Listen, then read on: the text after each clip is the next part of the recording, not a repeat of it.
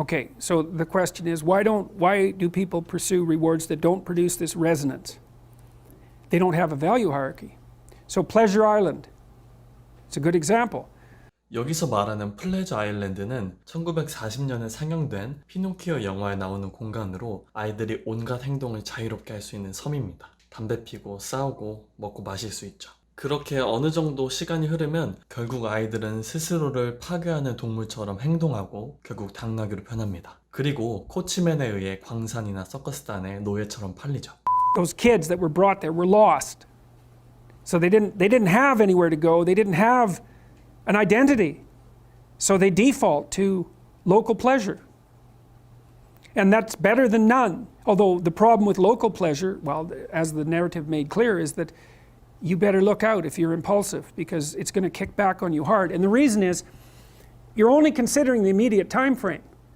And the problem is that things propagate across all the time frames. And so just because something works really well this second, cocaine, for example, doesn't mean that it's a tenable solution to the class of all problems. So usually, often, people pursue local pleasure because that's the best they can imagine. It's the best they've been taught. They don't see another alternative. So it could be ignorance. It can be they don't want to adopt the responsibility, because part of the problem with working at every level of the hierarchy simultaneously is that it's like dancing to a very complex waltz, let's say. You have to be paying attention to a very large number of things simultaneously and doing things right. It requires responsibility. And so, you know, it's a pain. It's a weight. Part of the reason people drink alcohol is to get rid of their responsibility. I mean, that's, you know, you hear people drink because they have problems. It's like, yeah, no. Some people drink because they're anxious. And alcoholics drink because they're in withdrawal. But young people drink because they're sick and tired of being responsible, because it's annoying.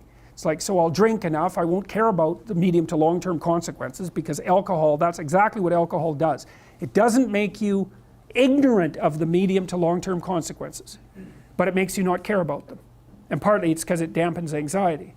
So it dampens anxiety, leaves your positive emotion circuits intact, so then you can go out there and do stupid fun things. And that's a party, really. Let's go do stupid fun things. That's a party. But the medium to long-term consequences it's risky. It doesn't mean you shouldn't do it, but it's risky. So, yeah, they don't know better. That's the answer, I would say. So